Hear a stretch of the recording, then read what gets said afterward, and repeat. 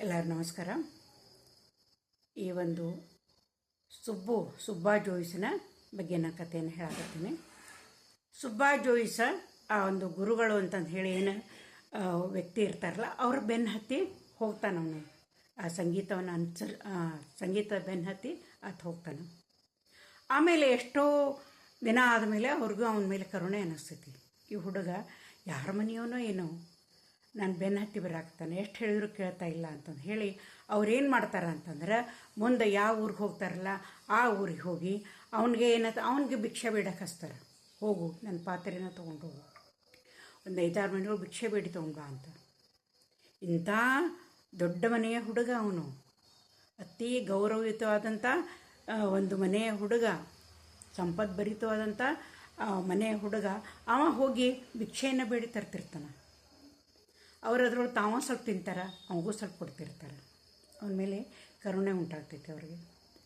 ಅವರ ಎಲ್ಲ ಸೇವೆಯನ್ನು ಆತ ಮಾಡ್ತಾ ಇರ್ತಾನೆ, ಆ ಸಂಗೀತದ ಸಲುವಾಗಿ ಮಾಡ್ತಾ ಇರ್ತಾನೆ. ಆ ನಂತರ ಏನಾಗ್ತೈತಿ ಅಂತಂದ್ರೆ, ಅವ್ರದ್ದು ಒಂದು ಇಚ್ಛೆ ಎಲ್ಲಿ ತನ ಇರ್ಬೇಕು ಅನ್ಸೈತೆ ಅಲ್ಲಿ ತನ ಇರ್ತಾರೆ. ಆಮೇಲೆ ಮತ್ತೆ ಮುಂದಿನ ಊರಿಗೆ ಪ್ರಯಾಣ. ಹಿಂಗೆ ವರ್ಷಗಳು ಇದ್ದದ್ದು ನಡೀತಾವೆ, ಉರುಳ್ತಾವೆ. ಇವ ಅವ್ರ ಬೆನ್ನ ಹತ್ತಿ ಹಂಗೆ ಹೋಗೇ ಬಿಡ್ತಾನೆ. ತನ್ನ ಮನೆ ತನ್ನ ಊರು ಅನ್ನೋದನ್ನು ಮರೆತು ಬಿಡ್ತಾನೆ ಹುಡುಗ. ಈಚೆ ಕಡೆ ಅವರ ತಂದೆ ಅವ್ರಿಗೆ ಏನಂತಂದ್ರೆ ಭಾಳ ಒಂಥರ ಅವ್ನು ಹುಡುಕಸಾಕೆ ನೋಡ್ತಾರೆ ಅವರು. ಮಗ ಮನೆಗೆ ಬರಲಿಲ್ಲ ಅಂತಂದು ಹೇಳಿ ಭಾಳ ನಿಷ್ಠೂರವಾದಿನೂ ಇರ್ತಾರೆ ಅವರು. ಆಮೇಲೆ ಆವಾಗ ಅವ್ರಿಗೆ ಪಶ್ಚಾತ್ತಾಪ ಆದಂಗೆ ಅನ್ನಿಸ್ತೈತಿ. ಹೌದು, ನಾ ಯಾಕೆ ಇಷ್ಟು ಹಠ ಮಾಡಿದೆ, ನನ್ನ ಒಂದು ಜ್ಯೋತಿಷ್ಶಾಸ್ತ್ರನ ಕಲೀಲಿ, ನನ್ನಂಗೆ ಪಂಡಿತ ಆಗಲಿ ಅಂತೇಳಿ ನಾ ಯಾಕೆ ಆಸೆ ಮಾಡಿದೆ. ಅವನಿಗೆ ಸಂಗೀತದ ಬಗ್ಗೆ ಒಲವಿತ್ತು, ಪಶ್ಚಾತ್ತಾಪ ಆಗ್ತೈತಿ. ಆದರೂ ಅವನನ್ನು ಹುಡುಕಿಸ್ತಾ ಇರ್ತಾರೆ ಅವರು. ಅವು ಎಲ್ಲೂ ಸಿಕ್ಕಿರೋದಿಲ್ಲ. ಆನಂತರ ಅದೇ ಒಂದು ಮಾನಸಿಕ ವೇದನೆ ಆಗ್ತೈತಿ ಅವ್ರ ತಂದೆ. ಈಚೆ ಕಡೆ ಏನಾಗ್ತೈತಿ ಅಂದ್ರೆ, ಈ ಹುಡುಗ ಎಷ್ಟೋ ವರ್ಷಗಳವರೆಗೆ ಅವ್ರು ಬೆನ್ನನ್ನು ಹತ್ತತನ. ಅವ್ರು ಯಾವಾಗ ಹಾಡ್ತಿರ್ತಾರೆ ಆ ಹಾಡನ್ನು ತಾನು ಹೋಗಿ ದೂರಕ್ಕೆ ಹೋಗಿ ಪ್ರಾಕ್ಟೀಸ್ ಮಾಡ್ತಾ ಇರ್ತಾನೆ. ಆಮೇಲೆ ಒಂದು ಸಲ ಏನಾಗ್ತೈತಿ ಅಂತಂದ್ರೆ, ಒಂದು ಊರಿನೊಳಗೆ ಕಲ್ಲು ಮಂಟಪದೊಳಗೆ ಅವ್ರು ಮಲ್ಕೊಂಡಿರ್ತಾರೆ. ಅವ್ರಿಗೆ ವಿಪರೀತ ಜ್ವರ ಬರ್ತಾವೆ. ಜ್ವರ ಬಂದ್ಕೊಳ್ಳಿ ಏನಾಕೈತಿ, ಹುಡುಗನಿಗೆ ಏನು ಮಾಡ್ಬೇಕು ತನ್ನ ತಿಳಿದಂಗೆ ಅವ್ರು ಉಪಚಾರವನ್ನು ಮಾಡ್ತಾನೆ. ಜ್ವರ ಕಡಿಮೆ ಆಗೋದನೇ ಇಲ್ಲ. ಆಮೇಲೆ ಪಕ್ಕದ ಊರಿಗೆ ಹೋಗಿ, ಅಲ್ಲೇ ಸಮೀಪ ಊರು ಇರ್ತದಲ್ಲ ಅಲ್ಲಿ ಹೋಗಿ ವೈದ್ಯರನ್ನ ಕರ್ಕೊಂಬರ್ತಾನೆ. ನನ್ನ ಗುರುಗಳಿಗೆ ಆರಾಮಿಲ್ಲ ಬರ್ರಿ ಅಂತಂದು ಹೇಳಿ ಅವರು ನೋಡ್ತಾರೆ, ತಮ್ಮ ತಿಳಿದಂಥ ಔಷಧವನ್ನು ಕೊಡ್ತಾರೆ. ಭಿಕ್ಷೆ ಏನು ಮಾಡ್ತಿರ್ತಾನಲ್ಲ ಅವ್ರ ಮನೆಗೆ ಹೋಗಿ ಅವ್ರನ್ನ ವಿನಂತಿ ಮಾಡ್ಕೋತಿರ್ತಾನೆ, ನನ್ನ ಗುರುಗಳಿಗೆ ಆರಾಮಿಲ್ಲ, ಸ್ವಲ್ಪ ಗಂಜಿ ಮಾಡಿಕೊಡ್ರಿ ಅಂತಂದು ಹೇಳಿ. ಹೀಗೆಲ್ಲ ಮಾಡಿ ಅವರನ್ನು ಹಗಲು ರಾತ್ರಿ ಏನಂತಂದ್ರೆ ಅವ್ರ ಆರೈಕೆಯನ್ನು ಮಾಡ್ತಾನೆ ಅವನು ಸುಬ್ಬು. ಆ ನಂತರ ಅವನ ಆರೈಕೆಯಿಂದ ಏನಂತಂದ್ರೆ ಅವರು ಚೇತರಿಸ್ಕೊಳ್ತಾರೆ. ಚೇತರಿಸಿಕೊಂಡ ಮೇಲೆ ಏನಂತಂದ್ರೆ ಸ್ವಲ್ಪ ಅನಿಸಿದ ಮೇಲೆ ಅವರು ತಮ್ಮ ಕಥೆಯನ್ನು ಅವನಿಗೆ ಹೇಳ್ತಾರೆ.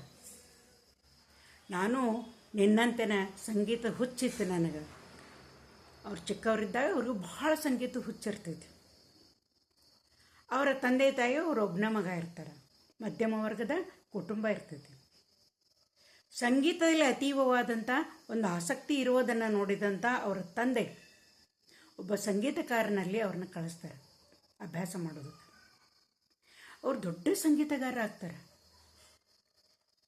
ಆ ಸಂಗೀತಗಾರರು ಎಷ್ಟು ಸಾಧನೆಯನ್ನು ಅವ್ರು ಮಾಡ್ತಾರೆ. ವೀಣೆಯನ್ನು ಬಾರಿಸ್ತಾ ಅವರು ದೊಡ್ಡ ಸಾಧನೆಯನ್ನು ಮಾಡ್ತಾರೆ. ಹೀಗಾಗಿ ಅವರು ಬಹಳ ಕೀರ್ತಿವಂತರಾಗಿರ್ತಾರೆ. ಎಷ್ಟೋ ಕಡೆ ಅವರನ್ನು ಸಂಗೀತ ಕಚೇರಿಗಾಗಿ ಕರೀತಾ ಇರ್ತಾರೆ. ಆಮೇಲೆ ದೊಡ್ಡ ದೊಡ್ಡ ಸಮಾರಂಭಗಳಲ್ಲಿ ಅವ್ರನ್ನ ಕರೀತಾ ಇರ್ತಾರೆ. ಇಂಥ ಸಂಗೀತ ವಿದ್ವಾನನಿಗೆ ಮದುವೆ ಆಗ್ತೈತಿ. ಅವ್ರ ಹೆಂಡತಿಯ ಮೇಲೆ ಭಾಳ ಅಂದ್ರೆ ಅತಿಶಯವಾದಂಥ ಪ್ರೀತಿ ಇರ್ತೈತಿ ಅವ್ರಿಗೆ. ಭಾಳ ಸುಂದರಿಯಾಗಿರ್ತಾಳೆ. ಅವಳ ಮೇಲೆ ಅತಿಶಯವಾದಂಥ ಪ್ರೀತಿ ಇರ್ತೈತಿ. ಆ ನಂತರ ಇವರು ಮಧ್ಯಮ ವರ್ಗದ ಜೀವನ ನಡೀತಾ ಇರ್ತೈತಿ, ಸುಖವಾಗಿನೇ ಇರ್ತಾರೆ. ಆದರೆ ಅವ್ರ ಹೆಂಡತಿಗೆ ಅಸಮಾಧಾನ. ಇಷ್ಟು ವಿದ್ವತ್ತೈತಿ, ದೊಡ್ಡ ವಿದ್ವಾನದಾರ ಇವ್ರು ಹಾಡೋದನ್ನು ಕೇಳಕ್ಕೆ ಎಷ್ಟು ಜನ ಕೂಡ್ತಾರೆ. ಆದರೆ ಇವ್ರೇನಂತಾರೆ, ಅವ್ರು ಎಷ್ಟು ಕೊಡ್ತಾರೆ ಅಷ್ಟನ್ನು ತೊಗೊಂಡ್ಬರ್ತಿರ್ತಾರೆ ಅವ್ರ ಗುರುಗಳು.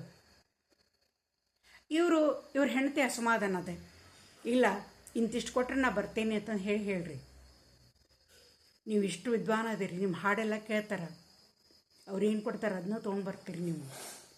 ಹಿಂಗಾಗಿ ನಮ್ದು ಇದ್ರೊಳಗನ ಜೀವನ ಕಳೆಯೋದೇನು ಅಂತೇಳಿ ಆಕೆ ಜಗಳ ತೆಗಿತಿರ್ತಾವೆ. ಆದರೆ ಇವ್ರಿಗೆ ಅದು ಒಪ್ಪಿಗೆ ಇರೋದಿಲ್ಲ. ಹೇಳ್ತಿರ್ತಾರೆ, ಇಲ್ಲ ನಾನು ಸಂಗೀತಕ್ಕೆ ಬೆಲೆ ಕಟ್ಟುವುದಿಲ್ಲ, ಯಾರು ಏನು ಪ್ರೀತಿಯಿಂದ ಕೊಡ್ತಾರೋ ಅದನ್ನಷ್ಟ ನಾನು ಸ್ವೀಕಾರ ಮಾಡವ ಅಂತ ಹೇಳ್ತಾ ಇರ್ತಾರೆ. ಕಡಿಕಕ್ಕೆ ಏನಂತ ರೋಷಿ ಹೋಗ್ತೈತಿ. ಎಷ್ಟೋ ಸಲ ಹೇಳ್ತಾಳೆ, ಆದರೆ ಅವ್ರು ಕೇಳೋದಿಲ್ಲ. ಏನು ಮಾಡ್ತಾಳ ಅಂತಂದ್ರೆ ಆಕಿ, ನಾ ಇದೇ ರೀತಿ ಜೀವನ ಕಳೀಬೇಕು ಈ ಮನುಷ್ಯನ ಜೋಡಿ, ಇದ್ರೊಳಗೆ ನಾನು ಜೀವನ ಕಳೆಯೋದು ಬೇಡ ಅಂಥೇಳಿ ಆಕೇನಂದ್ರೆ ಒಬ್ಬ ಶ್ರೀಮಂತ ವ್ಯಕ್ತಿಯ ಜೊತೆ ಓಡಿ ಹೋಗ್ಬಿಡ್ತಾಳೆ. ಇದು ಆಕೆ ಹೋದ ಮೇಲೆ ಇವ್ರಿಗೆ ದೊಡ್ಡ ಆಘಾತ ಆಕೈತಿ. ಅವಳನ್ನು ಭಾಳ ಪ್ರೀತಿ ಮಾಡ್ತಾ ಇರ್ತಾರೆ. ಆಘಾತ ಆಗಿ ಅವ್ರಿಗೆ ಆ ಊರಾಗ ಇರಾಕ ಮನಸ್ಸು ಬರೋದಿಲ್ಲ. ತಮ್ಮ ವೀಣೆಯನ್ನು ತಗೋತಾರೆ. ಒಂದು ಜೋಳಗಳ ಒಂದಿಷ್ಟು ಬಟ್ಟೆ, ಒಂದಿಷ್ಟು ತಟ್ಟೆ, ಲೋಟ ಇಂಥವನ್ನ ಹಾಕೊಂಡು ಊರಾಗ ಬಿಟ್ಬಿಡ್ತಾರೆ. ಅವರು ಊರಾಗ ಬಿಟ್ಟು ಹುಚ್ಚರಂಗೆ ತನಗೆ ಎಲ್ಲಿ ಬೇಕು ಅಲ್ಲೇ ನಿಲ್ಲೋದು, ಭಿಕ್ಷೆ ಬೇಡಿ ತಿನ್ನೋದು, ತಮ್ಮ ಸಂಗೀತವನ್ನು ನುಡಿಸೋದು, ಇದೇ ಅವ್ರ ಕಾಯಕ ಆಗ್ತೈತಿ. ಈ ಕಥೆಯನ್ನು ಅವರು ಈ ಸುಭಾಷ್ ಶಾಸ್ತ್ರಿಗೆ ಹೇಳ್ತಾರೆ. ಹಿಂಗಾಯ್ತಪ್ಪ ನನ್ನ ಜೀವನದ ಕಥೆ ಇದು, ನಾ ಬಿಟ್ಟು ಬಂದುಬಿಟ್ಟೆ. ಆದರೆ ನೀನು ಯಾರ ಮನೆ ಹುಡುಗನ ಏನೋ, ಒಳ್ಳೆ ಮನೆತನದ ಅನ್ನಿಸ್ತಿದ್ದಿ ನೀನು ಸಂಗೀತದೊಳಗೆ ಸಾಧನೆ ಮಾಡೋದು ಬಿಟ್ಟು ನಾನು ಯಾಕೆ ಬೆನ್ನು ಹತ್ತಿ ಬಂದಿ ನೀನು ಅಂತ ಕೇಳ್ತಾರೆ. ಆನಂತರ ಮುಂದೆ ಅವರು ಸ್ವಲ್ಪ ದಿನ ಸುಧಾರಿಸ್ಕೊತಾರೆ. ಅಲ್ಲಿ ಒಂದು ಸಲ ಭಾಳ ಜೋರಾಗಿ ಮಳೆ ಬರ್ತಿರ್ತೈತಿ. ಮತ್ತೆ ಆ ಗುರುಗಳಿಗೆ ಏನಂತಂದ್ರೆ ವಿಪರೀತವಾದಂಥ ಜ್ವರ ಇದ್ದದ್ದು ಸ್ಟಾರ್ಟ್ ಆಕೈತಿ. ಆವಾಗ ಈ ಹುಡುಗ ಮತ್ತೆ ತನಗೆ ತಿಳಿದಂಗೆ ಎಲ್ಲ ಸಾಕಷ್ಟು ಉಪಚಾರವನ್ನು ಮಾಡ್ತಾನೆ. ಹಗಲು ರಾತ್ರಿ ಅವರ ಸೇವೆಯನ್ನು ಮಾಡ್ತಾನೆ. ಸೇವೆಯನ್ನು ಮಾಡಿದ ಕೂಡಲೇ ಮತ್ತು ಅವ್ರು ಏನಂತಂದ್ರೆ ಸ್ವಲ್ಪ ಚೇತರಿಸ್ಕೊಳ್ತಾರೆ. ಚೇತರಿಸಿಕೊಂಡ ನಂತರ ಅವ್ರಿಗೆ ಅನ್ನಿಸ್ತೈತಿ, ಈ ಹುಡುಗ ಎಷ್ಟು ವರ್ಷದಿಂದ ನಾನು ಬೆನ್ನು ಹತ್ತಿ ಬಂದಾನ, ಸಂಗೀತದ ಬೆನ್ನು ಹತ್ತಿ ಬಂದ ನೀವು ಕಲಿಬೇಕು ಅಂತಂದು ಹೇಳಿ. ಆನಂತರ ಅವ್ರಿಗೆ ಅನ್ನಿಸ್ತೈತಿ, ನಾ ಇನ್ನು ಹೆಚ್ಚು ದಿನ ಬದುಕೋದಿಲ್ಲ ಅಂತಂದು ಹೇಳಿ ಅವ್ರು ಏನು ಮಾಡ್ತಾರೆ ಅಂತಂದ್ರೆ ಅವನು ಕರೀತಾರೆ. ಕರೆದು, ಇಲ್ಲಪ್ಪ ನಾನು ಹೆಚ್ಚು ದಿನ ಬದುಕೋದಿಲ್ಲ, ನನ್ನಲ್ಲಿದ್ದಂಥ ಎಲ್ಲ ವಿದ್ವತ್ತನ್ನು ನಾನು ನಿನಗೆ ಧಾರೆ ಏರಿತೀನಿ, ದೊಡ್ಡ ಸಂಗೀತಕಾರ, ಪ್ರಖ್ಯಾತ ಸಂಗೀತಕಾರನಾಗುವಂಥ ಲಕ್ಷಣಗಳು ನಿನ್ನಲ್ಲಿ ಅದಾವು ಅಂತಂದು ಹೇಳಿ ಅವ್ರೇನು ಮಾಡ್ತಾರೆ ಅಂತಂದ್ರೆ ತಮ್ಮ ವೀಣೆಯನ್ನು ಕೈಗೆತ್ತಿಕೊಂಡು ಆತನಿಗೆ ಸಂಗೀತವನ್ನು ಕಲಿಸುವುದಕ್ಕಾಗಿ ಪ್ರಾರಂಭ ಮಾಡ್ತಾರೆ. ಮುಂದೇನಾಯ್ತು ಅನ್ನೋದನ್ನು ಮುಂದಿನ ಕಥೆಯೊಳಗೆ ಹೇಳ್ತಾರೆ.